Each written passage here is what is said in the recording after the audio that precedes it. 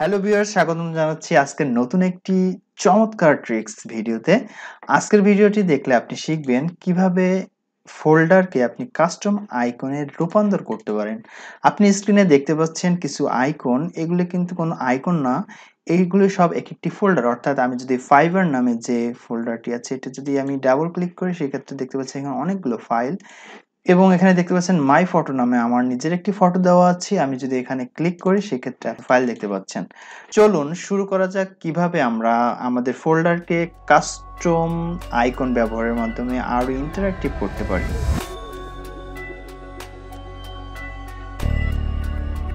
আমরা যারা উইন্ডোজ ব্যবহারকারী আছি তারা দেখতে পাবেন আপনাদের ফোল্ডারটি একটি ডিফল্ট আইকন দেওয়া আছে যেটির মাধ্যমে আমরা সাধারণ একটি ভিউ দেখতে পারি। কিন্তু যদি আমরা কাস্টম আইকন ব্যবহার করি সেক্ষেত্রে আমরা খুব দ্রুতই আমরা রিকগনাইজ করতে পারি কোন ফোল্ডারে আমরা যাব। অর্থাৎ আমি যখন এই ফোল্ডারের ভিতরে আসব তখনই আমি এই আইকন দ্বারা বুঝতে পারবো এটি একটি ক্লায়েন্টের জন্য বানানো আমার একটি ফোল্ডার। আপনি দেখতে পাচ্ছেন এখানে অনেকগুলো ফাইল আছে। এই এফআই দ্বারা আমি ফাইবার বোঝাচ্ছি। এখানে আমি ক্লিক করলে আমি ফাইবার ঢুকতে পারবো, অথবা আমার যে ছবিটি আছে এটি আমি কাস্টম তৈরি করেছি এবং এখানে ডাবল ক্লিক করলে আমি আমার ফাইলগুলি দেখতে পারবো। তো এটি আমরা কিভাবে ব্যবহার করতে পারি, তো চলুন পরিচিত হয় চমৎকার একটি ওয়েবসাইটের সাথে এবং সেখানে আপনি চমৎকার চমৎকার আইকন খুঁজে পাবেন। আপনি গুগলে সার্চ করবেন ফাইন্ড আইকন এবং এটা লিখে সার্চ করলে আপনি গুগলে সার্চ বারে দেখতে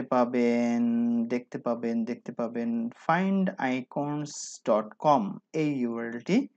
আমি এটা ক্লিক করছি। তো ওয়েবসাইটে চলে আসলো। ওয়েবসাইটটি চলে আসলে আপনি দেখতে পাবেন এখানে অনেক ধরনের আইকন আছে। আপনি চাইলে এখান থেকে আইকন সার্চ করে নিতে পারবেন আপনি যে ধরনের চান। অর্থাৎ আমি যদি চাই, আমি চাচ্ছি ইউটিউবের আইকনটি, আমি লিখবো ইউটিউবের আইকনটি লিখে সার্চ দিলাম সার্চ বারে এবং আপনি এখানে ইউটিউবের অনেক আইকন দেখতে পাবেন। আপনার যে আইকনটি পছন্দ, ঠিক আমি পছন্দ করছি, আমি এই প্লে বাটনটি চুজ করলাম। চুজ করার পরে আমার পরবর্তী যে অপশনটি সেটি হচ্ছে আমার এই ফাইলটি ডাউনলোড করে নিতে হবে। তো ডাউনলোড করার জন্য অবশ্যই আপনি মনে রাখবেন আইসিও এই ফাইলটি আপনি ডাউনলোড করবেন। আমি আইসিও এই ফাইলটিতে ক্লিক করলাম এবং আমার ফাইলটি এখন ডাউনলোড হবে। Please wait 2 second. 1 download. Okay, download হয়েছে আমার এই ফাইলটি। চলুন আমরা একটি ডিফল্ট ফোল্ডারকে আমাদের কাস্টম আইকন ব্যবহারের মাধ্যমে পরিবর্তন করে নিই। সেক্ষেত্রে আমি পোর্টফোলিও ইমেজেস এই ফোল্ডারটি চুজ করব এবং এটিকে রাইট বাটন ক্লিক করে এটার উপরে মাউস রেখে রাইট বাটন ক্লিক করব এবং প্রপার্টিস নামে যে অপশনটি আছে এই অপশনটি সিলেক্ট করব। তো সিলেক্ট করলাম এবং সর্বশেষ আপনি কাস্টমাইজ নামে একটি অপশন দেখতে পাচ্ছেন। কাস্টমাইজ আমি ক্লিক করলাম এবং চেঞ্জ আইকন এই অপশনটি আমি চুজ করব এবং এখানে অনেকগুলি উইন্ডোজের ডিফল্ট আইকন আছে, আমি এগুলো ব্যবহার করতে চাই না। আমি চাই আমার কাস্টম আইকনটি ব্যবহার করতে। সেক্ষেত্রে আমি ব্রাউজ নামে একটা অপশন দেখতে পাচ্ছি, এই অপশনটি আমি সিলেক্ট করব এবং আমি যে ফাইলটি নামিয়েছিলাম অর্থাৎ ডাউনলোডে আমার ফাইলটি দেখতে পাচ্ছেন এই যে youtube.ico এই ফাইলটি আমি এটি চুজ করলাম, ওপেন করলাম এবং এখন কি করব, এখন ওকে, অ্যাপ্লাই এন্ড ওকে। কি সুন্দরভাবে চেঞ্জ হয়েছে। এখন এটি কিন্তু খালি চোখে মনে হতে পারে একটি একটি ইমেজ, আসলে কিন্তু এটি একটি ফোল্ডার। তো এভাবে আপনি আপনার ফোল্ডারকে চেঞ্জ করে নিতে পারেন। এবার আপনার মনে প্রশ্ন আসতে পারে আপনি আপনার নিজের কাস্টম একটি ছবি ব্যবহার করবেন। তো চলুন দেখে আসি আমি সেটি কিভাবে করব। তো সেক্ষেত্রে আপনার যেটি করতে হবে, আপনি আইকন ফাইন্ডস এই ওয়েবসাইটে যাবেন এবং এখানে কনভার্ট নামে একটি অপশন আছে আপনি দেখতে পাচ্ছেন। তো কনভার্ট আমি অপশনটি সিলেক্ট করব। আপনি যে ফাইলটি কনভার্ট করতে চান সেখানে চুজ ফাইল এই অপশনটি সিলেক্ট করব এবং আপনার নিজের যে ছবিটি আপনি দেখতে পাচ্ছেন আমার এই ছবিটি .png একটি পিএনজি ফরম্যাটের একটি ছবি আছে। এটা জেপিজি হতে পারে বা অন্যান্য যে কোনো ফাইল হতে পারে এবং এখানে বলে রাখা ভালো আপনি যে আইকন হিসাবে যেটি ব্যবহার করবেন সেটার ডাইমেনশন হবে 256 × 256, অর্থাৎ একটি স্কয়ার সাইজের ইমেজ নিতে হবে। এবং আরেকটি টিপস হচ্ছে আপনি পিছনের ব্যাকগ্রাউন্ড যদি ট্রান্সপারেন্ট করে দেন, পিএনজি ফরম্যাটে করলে আরো সুন্দর লাগবে। তো আমার এই ছবিটি ব্যাকগ্রাউন্ড রিমুভ করা আছে এবং এটি ট্রান্সপারেন্ট করা আছে এবং পিএনজি ফরম্যাট। আমি এটি সিলেক্ট করলাম এবং ওপেন করলাম। তো আমার ছবিটি আপলোড হচ্ছে। তো আপলোড হওয়ার পরে দেখতে পাচ্ছেন এখানে আপলোড হয়েছে myphoto.png এবং এটা আমি কনভার্ট করব আইসিও এই ফরম্যাটে।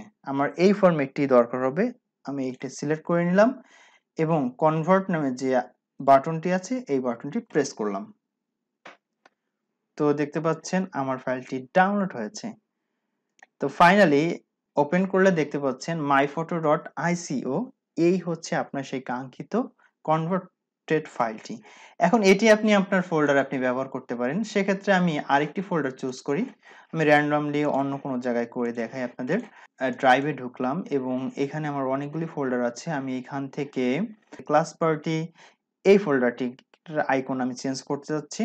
সেক্ষেত্রে আমি রাইট বাটন ক্লিক করলাম, আবার প্রপার্টিসে গেলাম, কাস্টমাইজ চুজ করলাম, চেঞ্জ আইকন, এরপরে ব্রাউজ, এরপর আপনার যে ছবিটি কনভার্ট হয়ে নিয়েছে অর্থাৎ ডাউনলোডের ভিতরে আমার এখানে আমি অলরেডি ডাউনলোড করেছি। আমি এটা চুজ করলাম, ওপেন করলাম, ওপেন চুজ করার পরে ওকে, অ্যাপ্লাই অ্যান্ড দেন ওকে।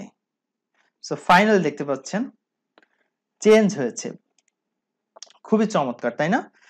তো এটি একটি ফোল্ডার, যে কোনো মানুষ, নতুন মানুষ এটি দেখলে খুব অবাক হতে পারে যে এটা কি, এটা একটি হয়তো ছবি। এটা ওপেন করে দেখবি এখানে অনেকগুলো ফাইল আছে।